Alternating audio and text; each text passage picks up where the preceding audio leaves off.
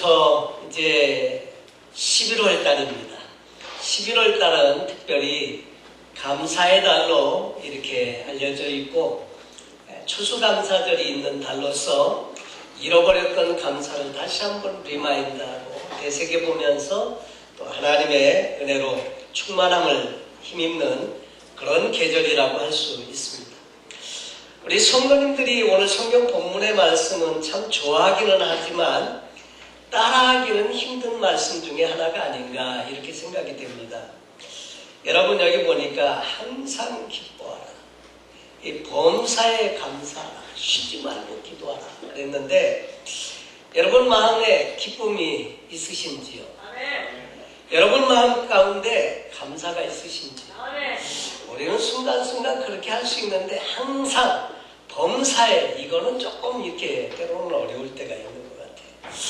근데 혹시 여러분 중에 기쁨과 감사가 사라진 지 오래이고 심령은 답답하고 몸이 건조하고 그 다음에 무거운 부담과 괴로움과 삶의 중압감으로 인해서 스트레스만 받고 그렇게 혹시 사시는 분은 안 계신지요? 하나님은 우리에게 항상 기뻐하고 감사하면서 살라고, 그렇게 행복하게 살라고 이 명령을 하고 계시는데 우리는 과연 행복한가? 이런 생각을 해보게 됩니다. 혹시 만약에 그렇지 못하다고 하면 여러분 그 이유가 어디에 있다고 생각을 하십니까? 하나님은 우리가 행복하길 원하시고 또 항상 기뻐하라고 감사하라고 그렇게 말씀을 하시는데, 하나님이 바라시는 것도 그것인데 만약 우리가 행복하지 못하고 또 기쁨과 감사를 잃어버리고 산다면 그 이유가 어디에 있다고 생각을 하십니까? 여러분 세상살이가 힘들고 어려워서일까요? 많은 사람들이 그렇게 생각을 하면서 삽니다. 정말 세상이 점점 힘들고 살기 어렵다는 말을 자주 하죠. 그런데 진정한 의미에서 보면 우리가 기쁨과 감사를 잊고 사는 것은 삶이 어렵기 때문만은 아니다, 이런 생각을 하게 됩니다. 여러분 그러면 세상살이가 좀 나아지면 행복합니까? 그렇다고 하면 세상살이가 나아지면 행복해야 하는데 과연 그런가 하는 거죠.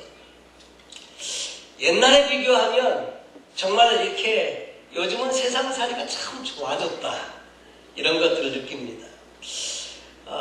경제적으로 힘들다고 아우성치고 야단을 치지만 그런 사람들의 삶도 옛날과 비교해보면 현격하게 나아졌다는 것을 발견하게 됩니다. 옛날에 초등학교 시절에 그때는 국민학교라고 했죠. 그 초등학교 시절에 학교에 가면 환경조사라는 것을 했습니다. 여러분 혹시 그런 나이 드신 분들은 경험이 있으실 텐데 거기 보면 환경조사서에 집에 대해서 이렇게 조사할 때 전세냐 월세냐 자기 집이냐, 그리고 그 항목에 보면 선풍기 있냐, 냉장고 있냐, 텔레비전이 있냐, 그리고 거기 전축 있냐, 그리고 피아노 있냐, 자가용 있냐. 그런 경우 없으십니까? 이렇게. 저만 그런 거 했나요? 다른 나라에서 살았나? 그리고 집에 선풍기 있고 냉장고 있고 전축 있다. 우선 부자에 속합니다. 피아노와 자가용은 특별한 부자에게만 있는 것으로 그때 그렇게 우리끼리 알고 있었습니다. 그때 우리는 그런 생각했습니다. 야, 그런 거 갖고 사는 분들은 얼마나 좋을까? 그런 생각을 했었습니다. 옛날에는 텔레비전 있는 집이 거의 없어가지고 텔레비전 있는 집에 기밀이 레슬링 한번 한다. 그러면 30분 걸어가서 텔레비전 있는 집에 가서 그거 보고 그리고 30분 걸어오고 이랬던 기억이 있습니다. 그리고 저녁 먹고 나서 텔레비전이 있는 집에 이렇게 끼웃끼웃거리면 들어와라. 그러면 이제 들어가서 방 한켠에 앉아서 거기서 텔레비전 보고 그랬는데, 야, 있으면 참 너무 좋겠다. 그랬는데 저희 아버님께서 어느 날 그 소니 그 진공관식 그 오래된 14년을 썼대나 하는 그 텔레비전, 중고 텔레비전을 하나 사오셨더라고요. 그 얼마나 좋은지. 텔레비전, 물론 흑백 텔레비전이죠. 근데 이 텔레비전을 한참 보다 보면 이게 이제 진공관이 열받으면 희한하게 중간 이후 그 위쪽부터 확 휘어져가지고 도대체 그 그림이 어떻게 되는지를 모르겠는 거예요. 소리는 들리는데. 그러면 또 이제 잽싸게 가갖고 걸레, 물 이렇게 해가지고 그 위에 철판으로 되어져 있는데 그 위에다가 걸레를 얹어놓고 조금 기다리면요. 이게 또 식어가지고 다시 이제 화면이 돌아와요. 그래도 그 텔레비전 보면서 얼마나 행복했는지. 야, 텔레비전이 있는 게 얼마나 감사한지. 그러던 시절이 있었습니다. 여러분, 옛날 생각하면 다 부자시잖아요. 여러분 선풍기 있습니까? 네, 없는 이유는 에어컨이 있어서. 네. 텔레비전이 있으신가요? 네, 텔레비전이 있으시죠? 냉장고 있으십니까? 있으시잖아요. 작아요.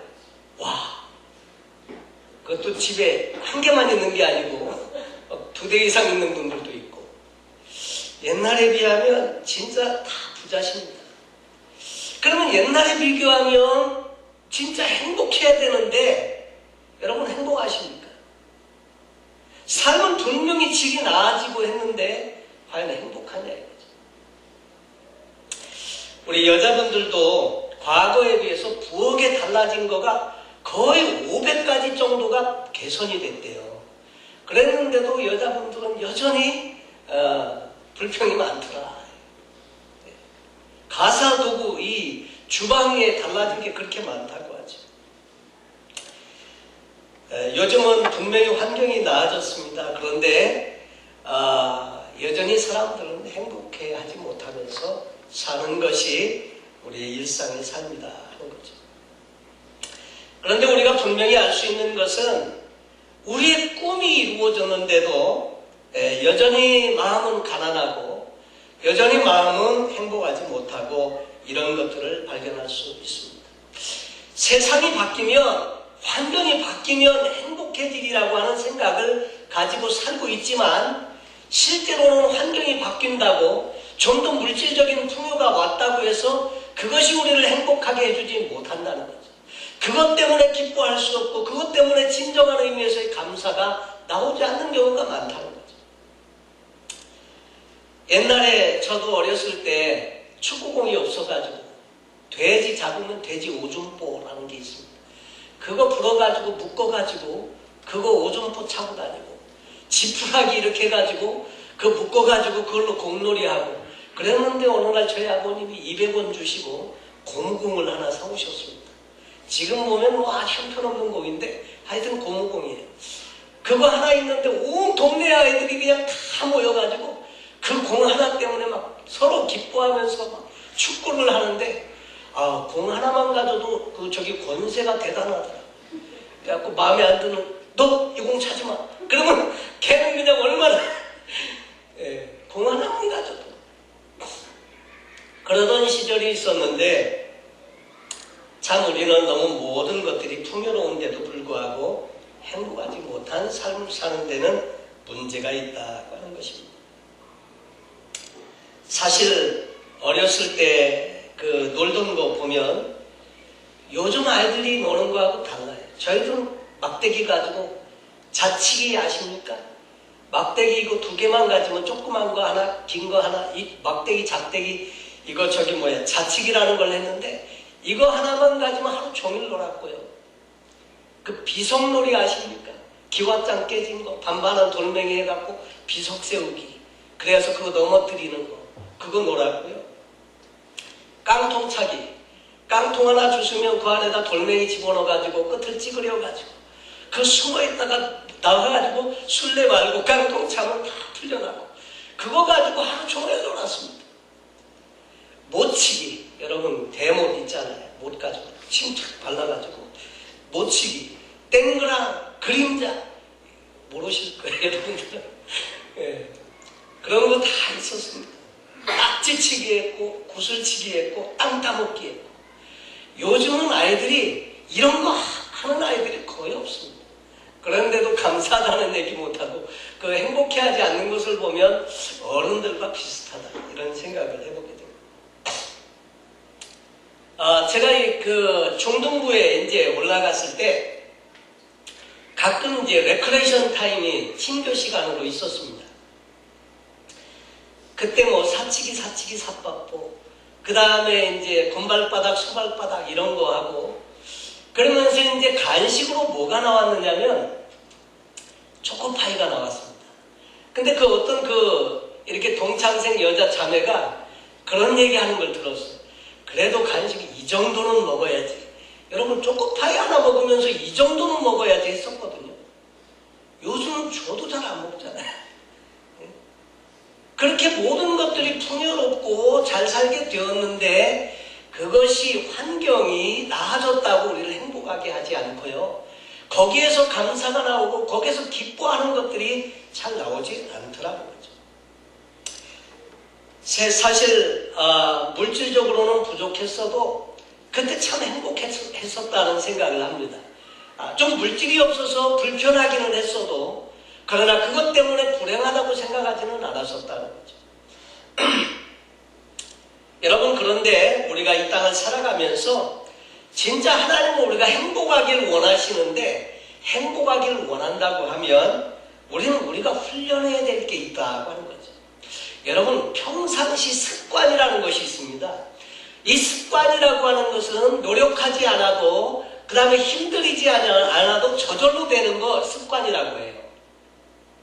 그런데 이 습관, 잘못된 습관을 갖고 있는 사람이 있는가 하면 좋은 습관이 있는데 여러분 어떤 일이 닥쳐올 때마다 늘 원망하고 불평을 자꾸 하다 보면 그게 습관이 돼요. 자기도 모르게 어떤 문제만 나오면 그냥 원망이 터져나오고 불평을 이게 나쁜 습관이잖아요. 그런데 여러분 습관은 잘 길을 들여야 한다는 거죠. 훈련을 해야 한다는 거죠.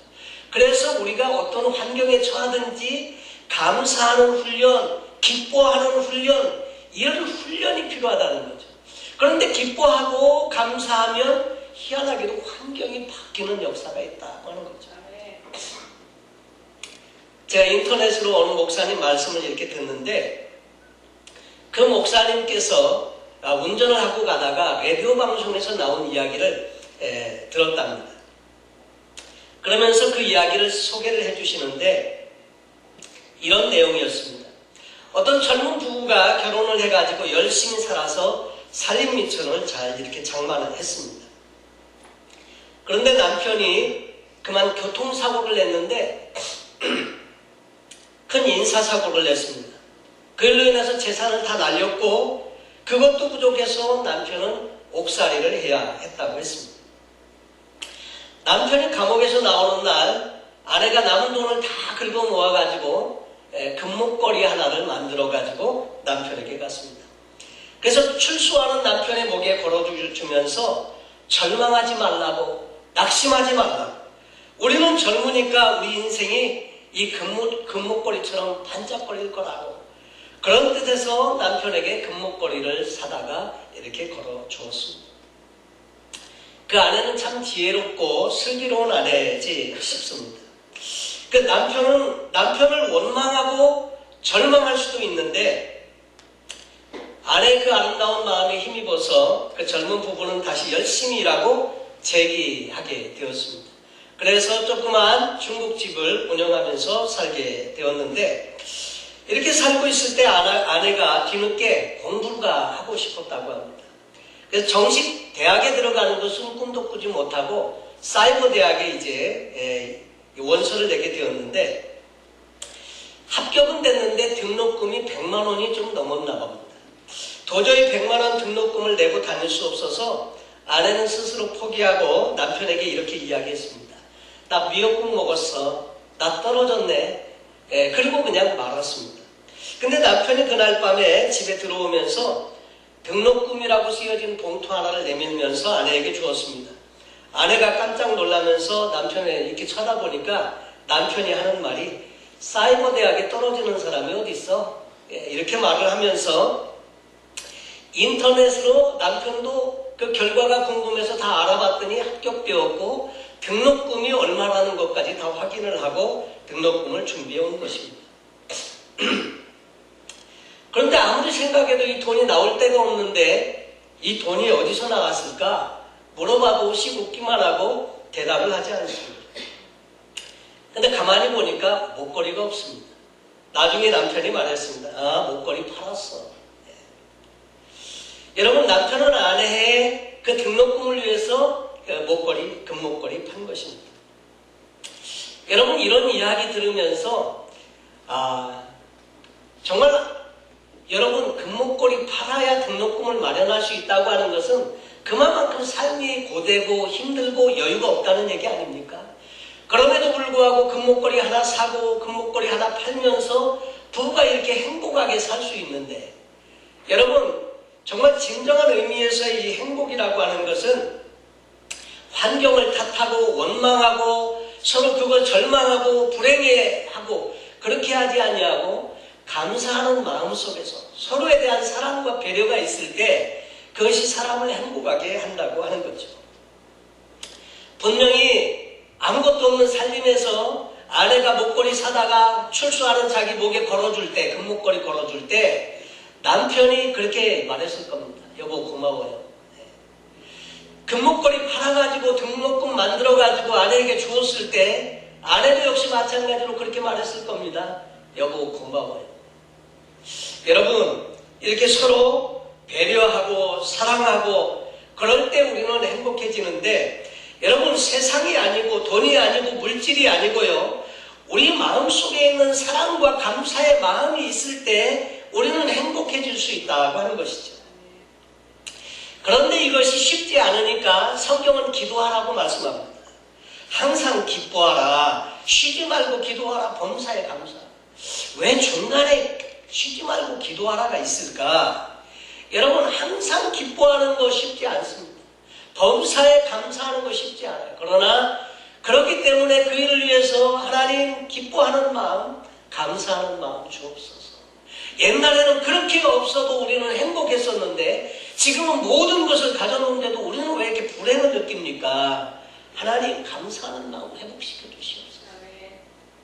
옛날에 소풍 갈 때 사이다병 하나만 있어도 그렇게 행복했었는데 지금은 그렇지 않고 모든 것들이 다 풍요롭고 풍성한데도 불구하고 왜 나는 행복하지 못할까요? 왜 나는 기쁨을 누리지 못할까요? 왜 나는 감사하지 못하면서 살고 있을까요? 하나님 앞에 기도하고 그 기쁨과 감사를 회복시켜달라고 기도할 수 있으면 좋겠다, 이런 생각을 하게 됩니다. 여러분, 그런데 오늘 성경 말씀해 보니까 기뻐하는 것, 감사하는 것, 기도하는 것은요, 우리에게 그냥 부탁하는 말이 아니고요, 명령으로 되어져 있다는 거죠. 기뻐하면서 살도록 창조했고요, 감사하면서 살도록 창조했다는 거예요. 그리고 하나님과 쉬지 않고 영적인 교통을 이루어가면서 살라고 그렇게 하나님께서는 명령하시고 그렇게 창조했다는 겁니다. 여러분, 우리가 정말 그렇게 살고 기뻐하면서 감사하면서 살 때 하나님도 역시 기뻐하고요, 감사할 수 있습니다. 여러분, 자녀에게 뭐 작은 거 하나 해줬는데 그렇게 기뻐하고 감사하고 그러면 부모의 마음이 어때요? 더 주고 싶어요. 그리고 자녀가 그렇게 기뻐하는 모습을 보면서 부모도 역시 행복해합니다. 우리 하나님께서 베풀어 주신 모든 것에 대해서 기뻐하고 감사하면요, 하나님도 역시 행복해하세요. 여러분, 그래서 우리가 이 땅에 살면서 기뻐하고 감사하는 것, 이것이 한편으로는 하나님께 드리는 예배다 하는 거죠. 하나님께 드리는 예배, 그것이 기뻐하고 감사하는 그런 삶일 수 있습니다. 여러분, 우리 환경에 어렵고 힘든 일 많이 있습니다. 요즘 같은 불경기 때 힘들고 어려운 분들 많이 있는 거 잘 압니다. 그럼에도 불구하고 하나님은 우리 형편 아랑곳하지 아니하시고 기뻐하라, 감사하라, 이렇게 명령하고 계십니다. 그냥 그렇게 하라는 거예요. 힘들어도 여러분 그렇게 하라는 거예요. 불행해 보이는 것 같아도 그렇게 하라는 거예요. 여러분, 그러면 하나님께서 일하시고 역사하시겠다고 하는 전제가 맞갈려 있지 않나 이런 생각을 하게 됩니다. 여러분 11월은 감사의 달입니다. 이 감사의 달에 잃어버렸던 감사 한번 회복할 수 있는 시간이 되면 좋겠고요. 잘 믿겨지지 않아도 내 환경, 내 형편 보면 원망할 수밖에 없고 불평할 수밖에 없고 짜증낼 수밖에 없더라도 한번 이 말씀대로 한번 순종해 보시자고요. 하나님께서 어떻게 일하시고 역사하시는지.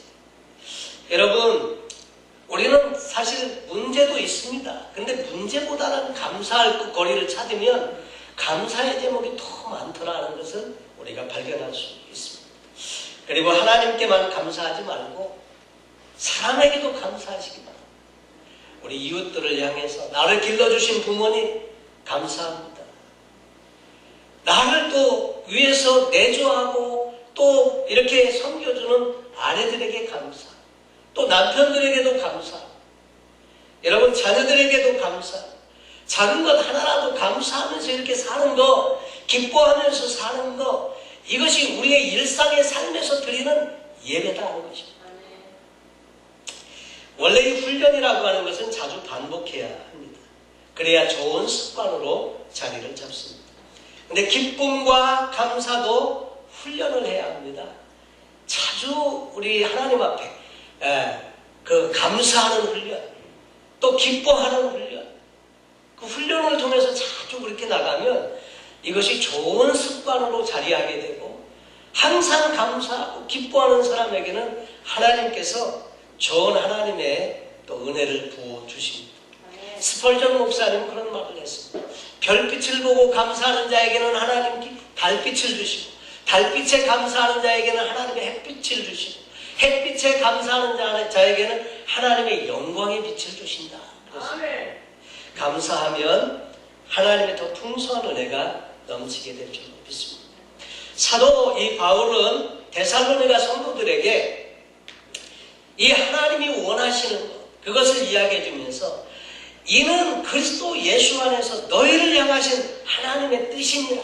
여러분 기뻐하는 것, 감사하는 것, 그리고 하나님과 쉬지 않고 교통하는 것, 이것이 그리스도 안에서 저와 여러분을 향한 하나님의 뜻이래요. 그래서 정말 이 11월 달에는 기쁨과 감사를 회복하고 정말 환경을 초월해서 늘 우리의 삶에 감사의 이유가 되시고 기쁨의 이유가 되신 예수님과 더불어서 또 우리가 함께 감사를 회복하는 귀한 은혜의 시간이 되시기를 예수님의 이름으로 축원합니다. 기도하겠습니다.